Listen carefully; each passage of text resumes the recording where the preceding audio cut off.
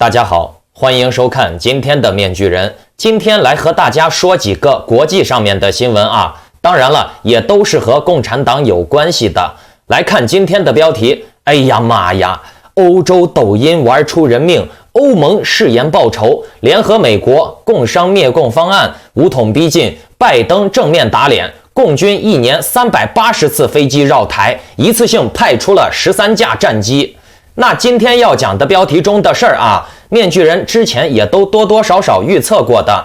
今天节目最重要的一个事情就是，大家仔细看好了啊，拜登一上台以后，这个全世界啊，对美国和中国的态度就发生了一些变化了。尤其是前段时间的欧中贸易协定发生了一些变数，这个玩意儿啊，现在不一样了。面具人告诉大家啊，这个欧中贸易协定啊，一旦出现了变数，那中共就悬了，小命不保了。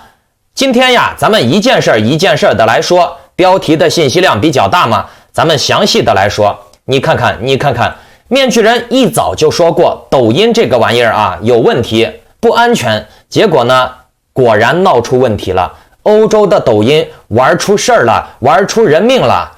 那咱们今天的话题就先从欧洲展开，然后呢一路讲到美国，最后再讲到台湾。那今天面具人的节目就带大家来横跨欧洲、美洲、亚洲，咱们做这么样一个新闻世界旅行啊，政治灭共世界旅行啊。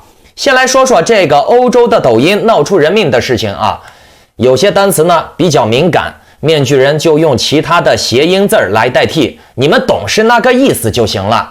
风靡全球的中国短视频应用 TikTok 在意大利卷入了女性小朋友的归西事件。这名10岁的女性小朋友因为参加了窒息挑战而归西。事情发生后，意大利当局下令 TikTok 暂时封锁部分用户。意大利数据保护局要求抖音，也就是 TikTok， 在2月15日之前封锁未核实年龄的用户。该机构指出，虽然抖音禁止了13岁以下的小朋友注册，不过该10岁的女性小朋友依然能够成功注册账号。虽然说意大利当局亡羊补牢了，但是悲剧还是发生了。昨天面具人讲了，不问真相的煽情和感动是非常不负责任的啊！我们应该为这个10岁的女性小朋友默哀。但是呢，这种悲剧发生了以后，我们应该仔细研究事情为什么发生的，以免再次出现类似的悲剧。这个小朋友啊，本周1月20日把自己锁在浴室里面，然后呢，用浴巾呀、浴衣呀，包括腰带呀，缠住自己的脖子，一边用手机录视频，一边缠。最后呢，他的妹妹最先发现他昏迷不醒了，结果呢，立即送往医院。最后呢，还是没有给救回来。那受害者的父母接受媒体采访时表示，另外一个女儿告诉他们，10岁的这个受害人啊，参加了一个名叫做窒息挑战的抖音娱乐活动。受害者的父亲说，我们根本不知道这个事儿，他以为他的女儿在 TikTok 上面看一些舞蹈视频啊，没什么危险的。可是呢，悲剧发生了以后，父亲后悔又悲叹地说道，我的女儿啊，她在抖音的极端玩法下而失去了生命，我该如何应对这个结局？对此呢，巴勒莫的市长莱奥卢卡·奥兰多在脸书上写道，他或者说整个城市都感到震惊。他说，早就应该举行关于年轻人与智能手机和社交网络的关系的辩论，尤其是在新冠大流行时期，疫情促使我们越来越频繁地使用数字通讯。那 TikTok 在欧洲啊约有1亿用户，该公司对女小朋友的案件发表了声明，抖音的安全是我们绝对优先要考虑的。这个风靡全球的短视频还承诺，准备好任何时候与当局合作调查女小朋友的归西原因。心理学家和青少年问题专家在媒体上面呼吁，必须从法律上收紧对小朋友使用手机和社交网络的管制。多年以来，互联网上面出现了许多形式的挑战，有些挑战很有趣，有些挑战呢则极其的危险。这个抖音的制造逻辑其实就是一种声光刑讯工具演变而来的，叫做声光刑讯法。面具人在2020年12月12号的节目已经详细的讲过抖音对现在的西方人大脑的危害。当时呢，面具人还放了一支影片，面具人在这里给你们再放一下，你看看抖音把这些老外的年轻人都整成啥样子了。Imagine coming up to, like, you're coming up to someone, you're coming up to meet them, and they go, "Hi." Like, wouldn't you be like, who just did that? Like that's odd. Like, hey, isn't that so fun?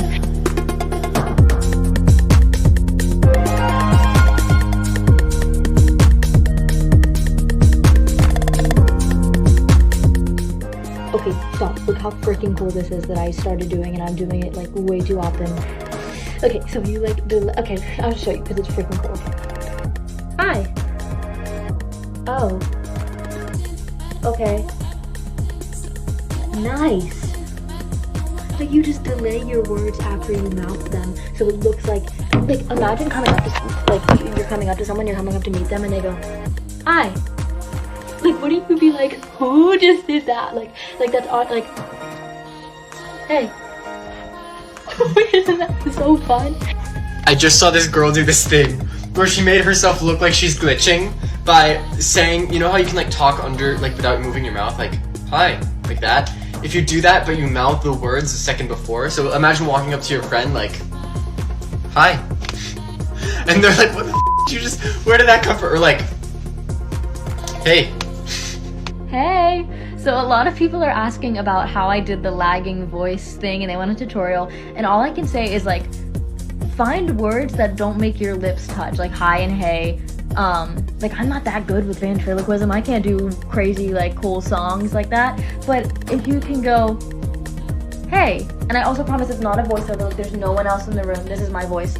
You can see my throat move, I hope. Hey! Yeah. Hey, hey, hey! I don't know how else to prove it to you guys.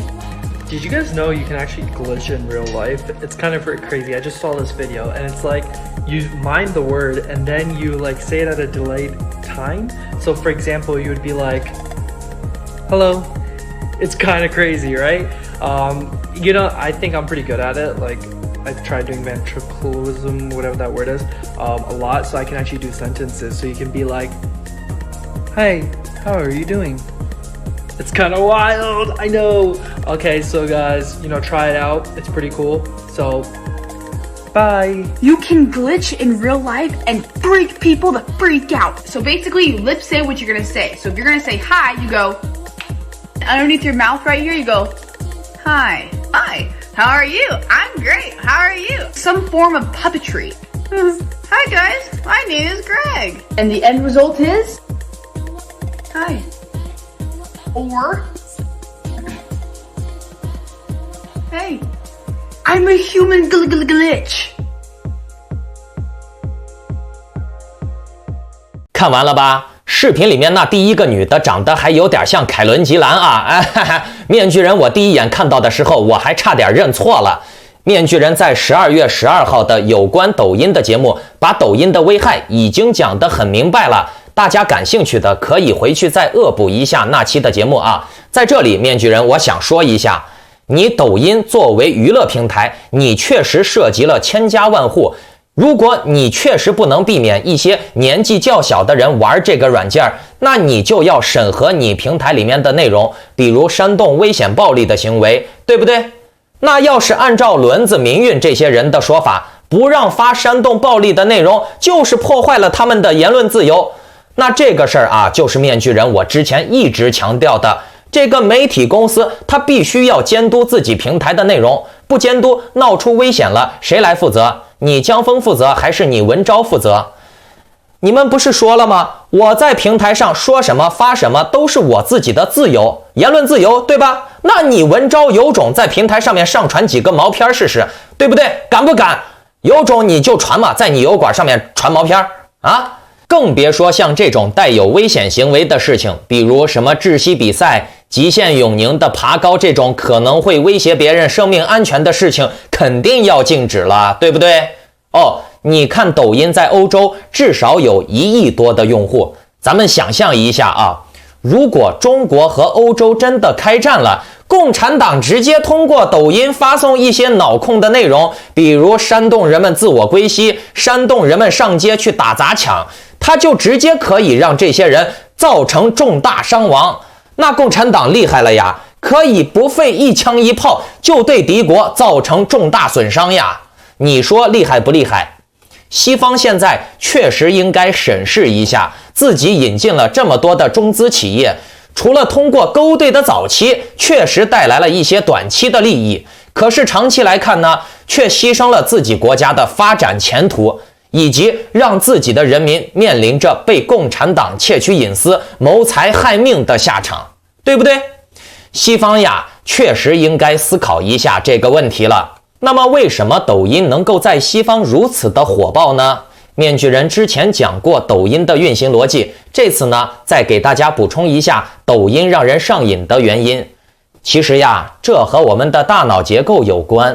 今天呢，面具人就从心理学的角度上来给大家讲讲短视频为什么会瞬间风靡全球，又或者换个说法，我们为什么会沉迷短视频？一刷就是一天，好好的周末本来计划到处走走，见见朋友，多陪陪家人，结果到了最后又变成了躺在床上刷抖音，吃饭刷抖音，蹲坑刷抖音，睡觉刷抖音。想要了解清楚为什么我们会沉迷在短视频里面无法自拔，就要先了解一些科学研究得出的结论。看图啊，大脑第一阶段的进化发生在 2.5 亿年前，我们称其为爬虫脑或者脑干。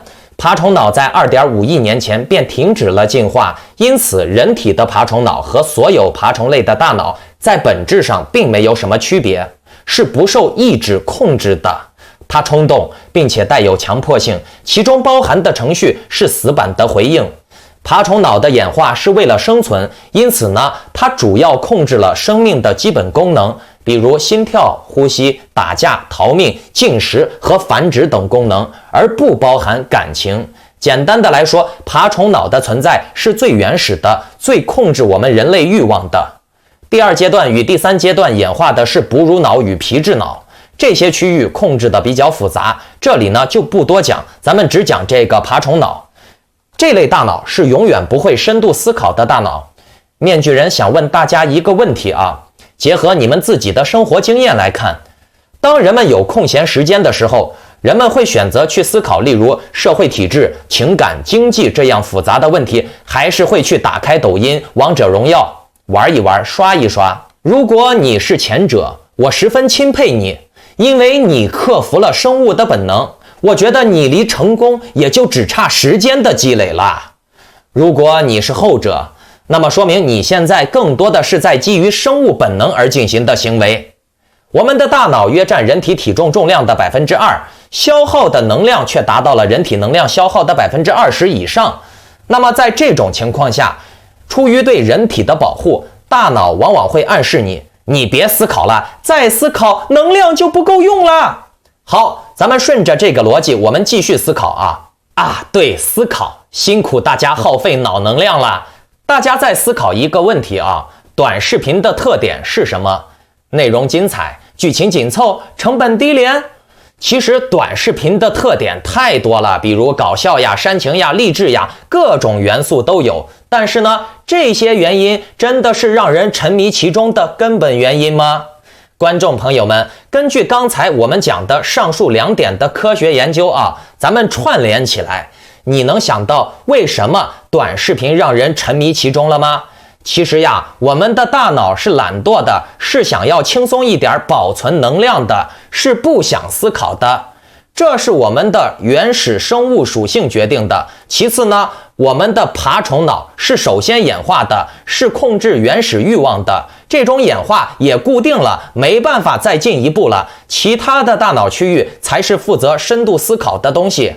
但是呢，爬虫脑它还始终在那里，但是也没办法进化了。要进化也是其他负责思考的区域进行进化。你像这种生理本能，吃喝拉撒也就那样了，没法进化了。短视频只用几十秒到几分钟的时间，就能把紧凑的吸引眼球的视频瞬间的呈现到我们面前，直接让我们进入故事的高潮。我们的大脑来不及进行深度思考，信息就已经传递结束了，紧接着又是下一个视频，如此循环往复。这个时候，我们的大脑就会由衷的感觉，太好了，我可以休息了，我不用深度思考了，能量就节省出来了，爽！人的大脑一旦放松了，人的整体就会感觉到轻松加愉快。毕竟呢，大脑消耗的能量是巨大的。人的大脑24小时都在不断的工作，做梦呀，控制身体的器官呀，甚至你憋尿都是需要大脑来参与的。如果大脑不控制，你晚上就有可能尿床哦。当你思考的时候，数百万的神经元细胞就会来来回回的紧张的互相传输着信息，并和身体各个组织器官发生着联系。这些神经元细胞需要能量，它们要完全消耗75%的心脏血糖和20%的身体总血糖，并且呢还需要氧气。神经元细胞的能量获取过程非常的复杂，它要通过大脑毛细血管壁附近的新细胞，从血液中吸收富含能量的葡萄糖，然后呢把它转化为一种可以为神经元细胞所吸收的物质。这些神经元细胞然后会用这种物质最终为清醒思考而提供能量。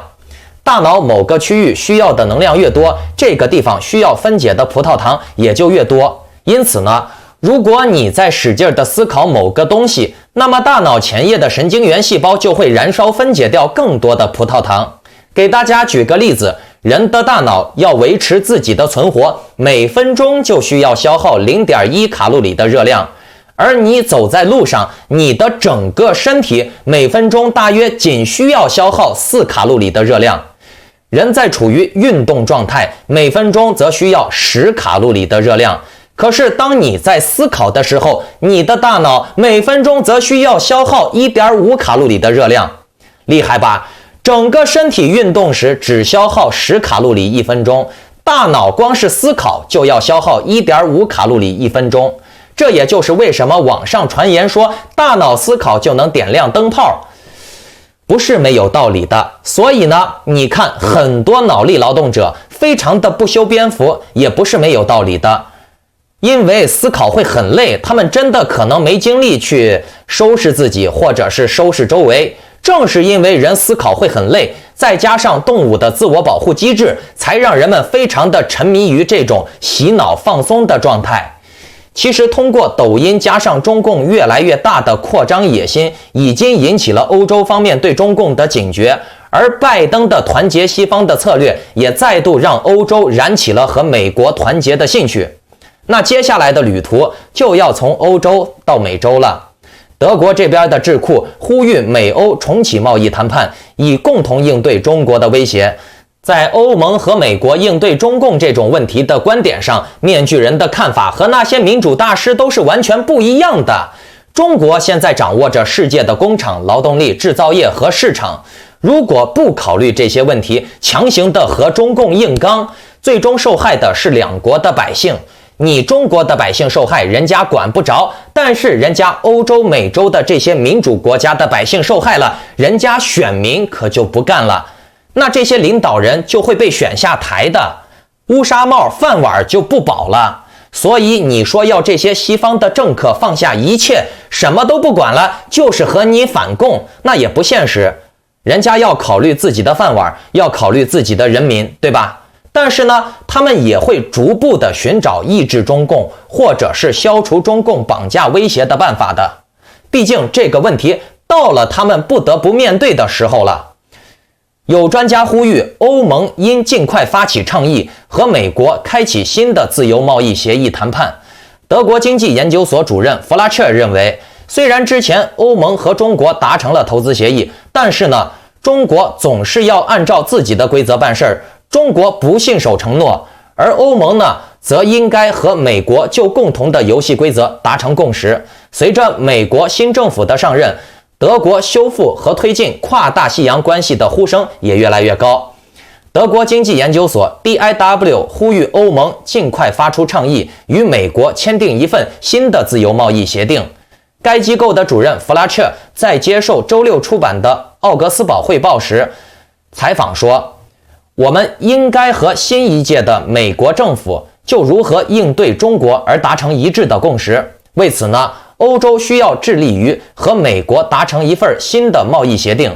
在这份协定中，美欧双方应该就共同的标准达成共识，而这些标准将在全球具有约束力。这位49岁的经济学家对欧盟与中国签订的投资协议提出了批评。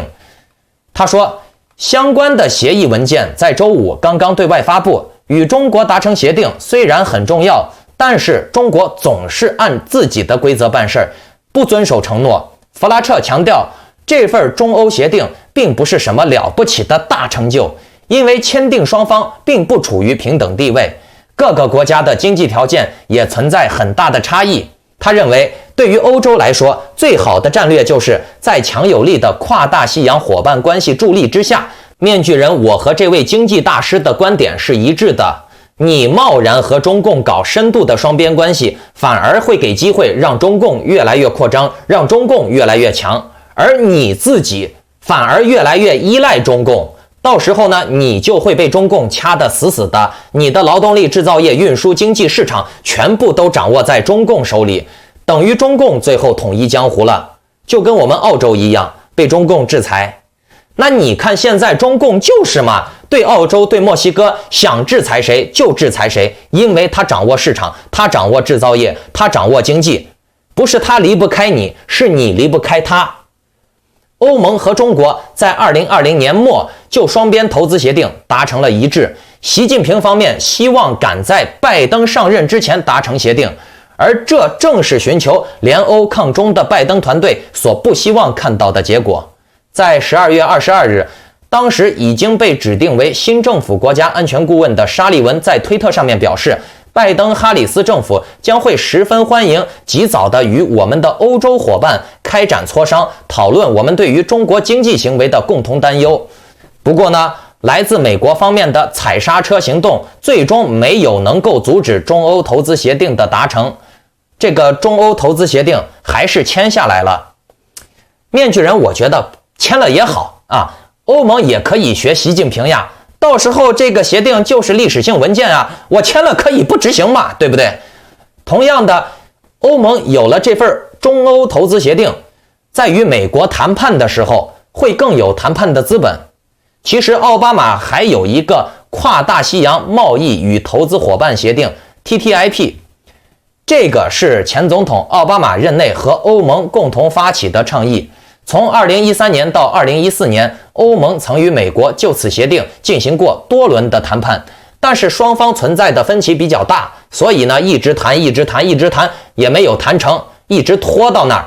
直到2017年川普政府担任总统以后，谈判彻底终止。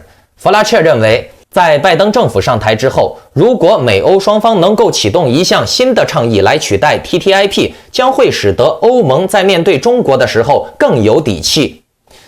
那说到这儿啊，面具人想要告诉大家啊，中共的一带一路真的是从人口、就业、输出劳动力、经济资源获得了非常大的成功。中共从一带一路获得到了巨大的出口利润。你们别听那些大外宣说中共的一带一路是错的，没用哦，他们眼里面，他们嘴中啊，中共干啥都是错的。那现在时间过去这么久了，你们说中共做错了什么了？中共犯的错误非常少呀，是不是？当然了，他们这些大外宣特务啊，为了掩盖中共的威胁，当然要说中共是傻子、白痴、弱智了呀。其实呀，中共做事啊，真的是又阴又快又准又狠。中共没有犯错，犯错也是拿他的老百姓当炮灰来牺牲啊，他没有底线的。所以呢，中共为达目的不择手段，而且呢，中共最可怕的点就在于，他做事情的时候，他会想尽一切办法来掩盖他做的事情是多么的恐怖，多么的狠，知道吗？继续看啊，此前德国方面已经有过类似的呼吁。在拜登宣誓就职之前的一个星期啊，德国外贸协会主席博尔纳也指出，美国仍然是德国企业最重要的出口市场，应该发起签订跨大西洋贸易协定的倡议。之前的 TTIP 谈判虽然失败了，但毕竟也做了一些基础准备工作。接下来继续新的协定的谈判会更顺利。他认为在拜登任内达成相关的协定还是相当现实的目标。不过他同时也提醒到，我们不能存在过多的幻想，即使和美国新政府进行谈判，也不会是一项轻松的任务。看来欧盟也是被川普这样反反复复给整怕了。其实呀，真正的全球化是各个地方的产业、就业、市场呈现一种均衡的良性互动，正常的流通，全球人民一起努力，欣欣向荣，互惠互利。目前的这种全球化是畸形的，目前的这种全球化其实呀，就是中共的两把镰刀模式，一把镰刀割全世界的韭菜，一把镰刀割国内14亿奴隶的韭菜。全球的市场、劳动力、产业、制造业都高度的集中在中共，这就等于是中共在吸世界的血。当然了，这跟西方喜欢占小便宜、贪婪自作自受也有关系啊。那么通过重新建立新的贸易区域啊，逐渐的就可以弱化、孤立中共，把产业转移到东南亚、中东，那欧美也不会受什么损失，等于是战略平移，这才是明智之举。最终呢，中共就会被抛下，也可以达到了不战而屈人之兵。中共没有经济来源了，中共就没有高科技去监控镇压自己的人民了。你不要听大外宣说的什么直接发2发核弹把中共炸平了。